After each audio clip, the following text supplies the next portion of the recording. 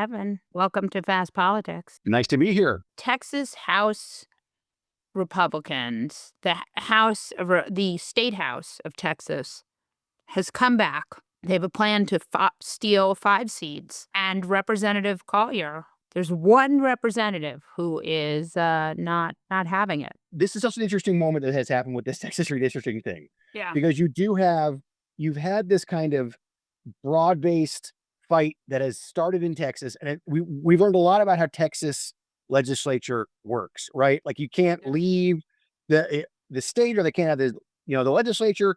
They want to do this thing where they want to now, because they're freaked out about these Democrats leaving again. They want to give them like this 24/7 police presence, this like guard around them. Yeah. And one of the members says, no, I don't want to do that, and held out and is trying to block that from happening. But the upshot to this is that this Texas thing is going to happen, right? They're going to get these seats. It's going to get redrawn. And that has really kicked off the most unexpected part of this 2026 cycle, But which wait, is that. Can we just, I'm going to interrupt you because we're friends. And also we can say it's going to get redrawn, but from what I understand from the people I've talked to, if they were to stay out of the state until November, they could prevent it from being redrawn. Well, that's right. Well, this is what I just kind of get into. I completely agree with you. This is the most fascinating thing about this is that these Democrats, and I don't know really exactly what has happened with this. I mean, in my experience, when you have 60, 70 people in one place, they don't always agree on everything. So they kind of had to come back because either enough of them wanted to come back, that they had to come back. But their line on this is that they came back because they have activated this national political push now to redistrict in other places and try to push back on this. But yes, the truth is this has now become basically a rhetorical argument in Texas. It's not only this morning I got a press release from Texas Democrats telling me, we're doing this thing where we're back so they can have their vote, but we're going to put an amendment on the bill from the Texas lawmakers that forces them to vote that they would say that they don't want to release the Epstein files, effectively trying to do this Epstein files tie in that like we'd only redistrict if the Epstein files are released first. Whatever. It's just kind of a whole rhetorical argument when obviously they had all the power and they were gone. And when they come back, the power of Texas Democrats becomes revealed, which is very, very little power. They don't have much. So now they're asking for every other Democrat in blue states to sort of step up and help them out. And it's a very complicated process. I mean, we don't really know how this is going to shake out. We do know Texas is going to get these 5 seats unless the Democrats find some way to leave again and stay out. Texas is going to get these 5 seats. Which they should and could. And I don't understand, this is partisan redistricting because Donald Trump is worried about losing the House because he sees the polling and he sees the people screaming at the town halls. And he knows that taking stuff away from people to give a tax cut to very rich people is not the winning move that you think it is. And here's a guy who ran on bacon, right? He was going to make things cheaper. And now we have these tariffs, which are wildly inflationary and expensive. And he somehow thinks that bullying the chair of the Fed or causing the Fed to no longer be independent is the way to get inflation to go down. But, we know if you cut rates when inflation is still a problem, then what is going to happen? More inflation. And it's like where we are right now, there's no way this is not stagflation, right? There's no way the last quarter was negative growth. This quarter, maybe it's not negative growth, but it sure feels like negative growth unless the AI numbers pump it up to a point where it's not. I mean, we won't know until the quarter's over. And Trump is just like, I can bully my way out of this. But everything he wants to do is going to hurt the economy more. It's a very cynical type of politics going on right now, because it's not even just the idea that you're going to sort of bully your way out, but maybe you just change the numbers and change the way things work. Right. I'll tell you this. I talked to somebody who worked in the Biden administration on economic policy just the other day when the jobs, when the inflation numbers had come out, the CPI numbers, some of these numbers had come out. Before the summit? Before Trump decided that he needed a summit? Yes. Before the summit, but well before the summit. And I was talking about this idea of how they look at these numbers and how they look at this moment. And they're saying, look, Trumponomics is here. Like Trump's argument, and I've talked to the White House about this a bunch of times, and they will tell you every single time, prices are just not going to go up. That's their answer. I'm like, what are you going to do when prices go up? What's your messaging for when prices go up? What are you going to say about how prices go up? There is a message that they could use, which is, they have this sort of general vision that there's going to be short-term pain, but long-term gain, et cetera. They don't even say that. $4 instead of $20. That's right. Their thing is they say now they're just not going to go up, right? Now, Biden people who spent a lot of time during that inflationary period saying, hey, but look at this number. Hey, but look at this number. But look at this thing we did. They recall that not working out very well for them. Yes. And they're watching the Trump administration now, and they're sort of seeing what they see as a sort of willful disregard for what these numbers actually show. And the reality is, eventually, this all comes out in the wash. Someone has to be right here, right? The Trump administration says these prices are not going to go up. Every economist says they are going to go up. Yeah. When the prices go up, there has to be somebody there, there's going to be a political conversation to have about that. And there just really has been no teeing up of it or setting up for it. There has only been this idea that the numbers I don't like, those numbers are wrong. We'll fire those people. We'll just change the way the numbers work. We'll just change the numbers all around. You talk about this thing with the Texas redistricting. It is all part and parcel of that. Like, this is a midterm that's going to be a challenge for the Republican Party. So the idea is, what if we just change the electorate?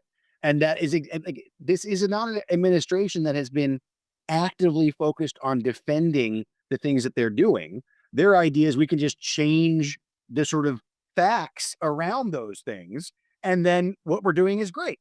It's a very different way of doing politics than I've ever seen before. And when it comes to things, and it can work in a place like Texas where you can redraw those lines, you can get those 5 seats. But when it comes to the prices consumers pay for things going up, the Biden administration did a lot for consumers, pushed a lot about it. They couldn't fight off the actual higher prices. I think Trump's gonna have the same problem. The prices go up. You can't pretend like they're me. Vegetables, and we talked about this actually in the podcast yesterday. There's nearly 40% spike in the price of wholesale vegetables. I mean, 40% seems like a lot. I know that Americans don't like vegetables, but they still, that's a lot. Yeah, I mean, I'm just thinking about this headline I read today that McDonald's is forcing its franchisees to lower the price of value meals, and I'm wondering, like, which is more important, the value meals going down or the vegetables going up? But yeah, no, but I mean, it's true. It's true. It's not just that. It's energy. It's all sorts of other things. It's these consumer goods. I mean, look, as you mentioned earlier, they tried a message with this when Trump was out there with his whole live simply thing. You don't need to buy as much stuff as you used to buy. You don't need to have as many things as you used to buy. The guy with the golden toilet is telling you that it's time to stop spending money. It was one of those few moments, and there's been a couple in this administration, but one of the few moments when his own team, his own base was like, what are you saying? What are you talking about? I mean, I talked to a guy in New Hampshire, like economist up there who used to work in politics. And he was like, this is the kind of stuff that Soviet Russia would say. Like, that was one of those things that it's not a message. You didn't see Trump roll out the have less Christmas as an actual long-term policy plan. They have shifted away to this. Prices are just not going to go up. It's just not true. It's just not happening. It's just not going to happen because that didn't really work. So the fact is, this exact problem that is this really important problem in American politics. Because on one hand, some of these things do take a long time to change. It does take a long time to make big progress. That is the whole Biden argument, right? Like, we've seeded the ground for all of this, manufacturing, construction, and onshoring all this stuff and rebuilding America's power in this stuff and building energy projects, but they're going to take a long time. And people said, I don't care. It costs me more money to buy stuff right now. And we just really have not seen, this administration just has not embraced even the possibility of that happening.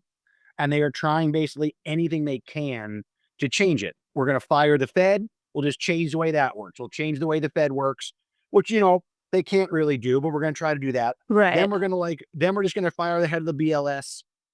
We don't like the numbers. Maybe we just won't release numbers. Maybe this won't be any numbers. Again, the idea here, and this comes out of Trump's mouth himself, and the last time he ran for president, was that mom and pop, Joe and Jane consumer they know the prices go up and they don't like it. So all manner of things can be set up here. All manner of sort of, mumbo jumbo can be done. But when people go to the grocery store, they remember. And the problem is, what are you going to do? The administration has to face down what they're going to do when that happens, which every economist says is going to happen very soon if it isn't already happening now. So that is the question. And it's sort of this interesting philosophical question. And, I love stuff like that because I am very, in my own way, nihilistic. So I love this philosophical question of like, you have Donald Trump who occupies Earth too, right? His people believe things like QAnon. They believe what he tells them.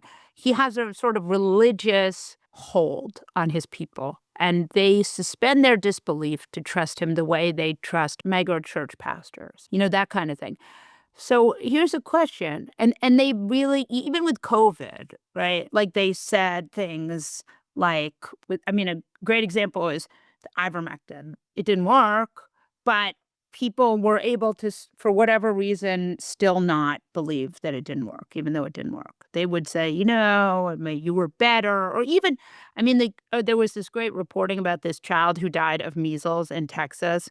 I mean, great reporting, like very accurate reporting, not great because obviously horrible. But Very sad, right? in it, the parents would not say that not being vaccinated was why the kid died of measles. They believed that the kid was not treated correctly when they got measles. And so it's like this kind of bug in the machine, right? Like you almost get it, but you don't totally get it. And here we have something like you elected Donald Trump because he said he was going to make things cheaper.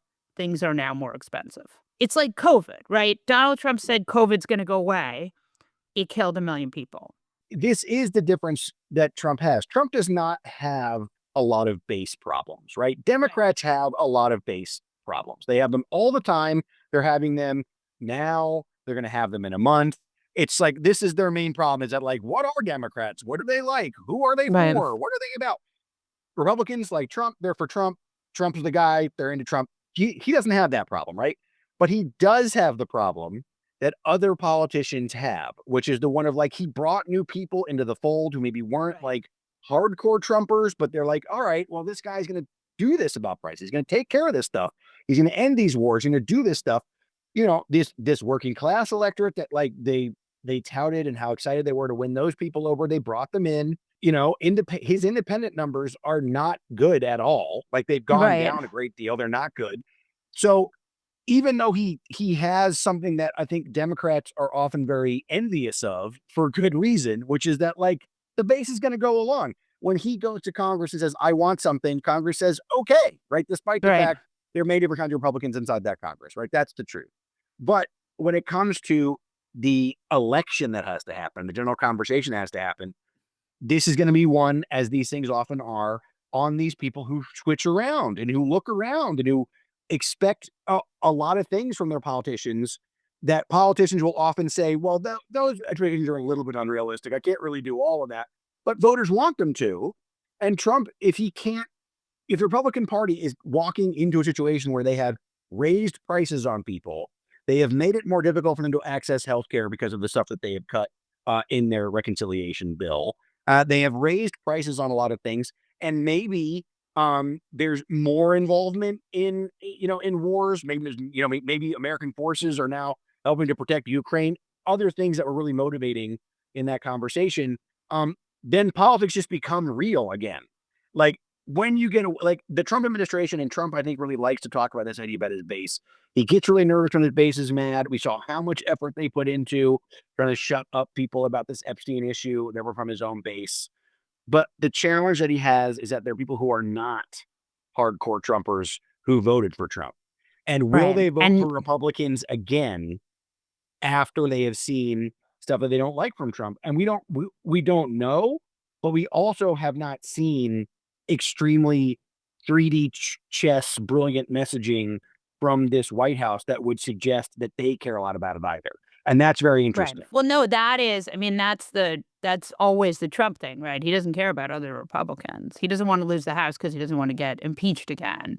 Does he want J.D. Vance to be his heir apparent? No. Did he you know what I mean? Like, he wants himself to be his heir apparent. Yeah, I mean, he's raised a ton of money for 2026, like more than anybody has. I talked to several Democrats who were like, "This is a pretty serious number.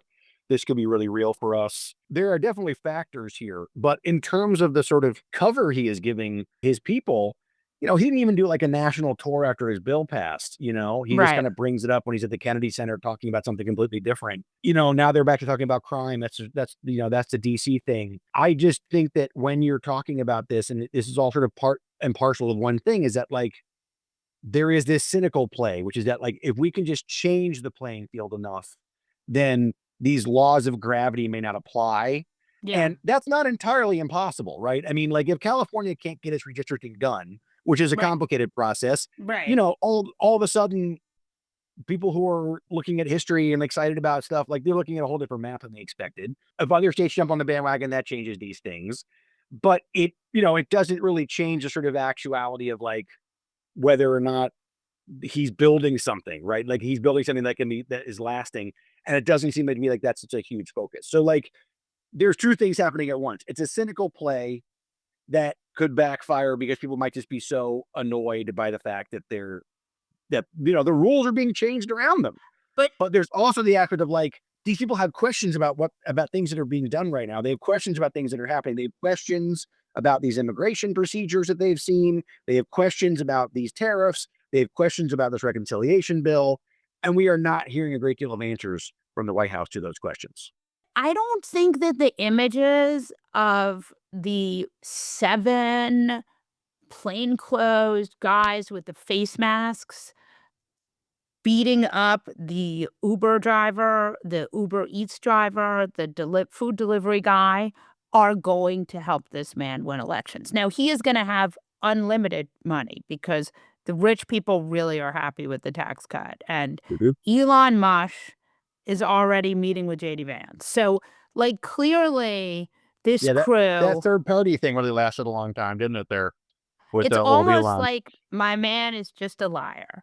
But, like, he's constantly, so he met with JD Vance. So, like, these guys are gonna have unlimited money. But the question is, and I think, like, there's always a want to be cynical when you're covering this political climate because everything is so stupid and craven. But I saw an ICE guy running down the street carrying a 4'11" girl.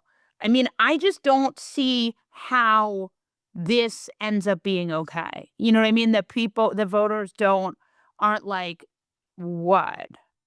Well, I'll tell you, this is one of those things. I earlier today I saw a clip from the Mhm. podcaster Tim Dillon, the comedian Tim Dillon, right? He's one of these guys who was manosphere type guy, went into Yeah. Trump. JD Vance appeared in his show. Like he became one of these Trumper guys. But he was saying this ICE stuff, this DC occupation, this federal forces down there checking everybody what they're doing all the time, taking over. This is the kind of stuff that Alex Jones warned us about. He said Yeah. like he was definitely not excited about this. And this is one of those things where, in my experience, having covering this stuff for a while now, incumbents are always shocked by the thing that catches them. They're always sort of in their world, doing their Right. thing, running around, having the time of their lives. And these guys, these sort of libertarian leaning guys who are really excited by Trump saying, "Hey, comedy's gonna be legal again. You can say the R word. You Right. can we're Right. gonna we're it's about freedom, man." They're not the types to say like, "Oh, good, I wanted a police state to happen." Like that's Right. this is sort of like this is the kind of thing where it's like, but if you're a Trump person, and the Trump White House people will say this to you repeatedly when you ask them about this, they will say, this is exactly what Trump promised and what he ran on. And of course, this is all true. All these things that are happening, we're previewed in Project 2025, previewed on the campaign trail, but that is not actually why people gravitate towards a person, right? And so when you have someone like Tim Dillon starting to say this, like, this is a police state, I don't like this. This is the same guy who was like, I don't know about those Epstein stuff that's happening. I don't know that Tim Dillon speaks for a massive electorate or something like that, but it does speak to the fact that, like, this is not a thing that the White House should just rely on these people to love everything that they're doing. And if they start to question them, they start to turn on them, they find themselves in the position of everybody else that gets turned on. And I don't know, like I said, it's such a long time before 2026.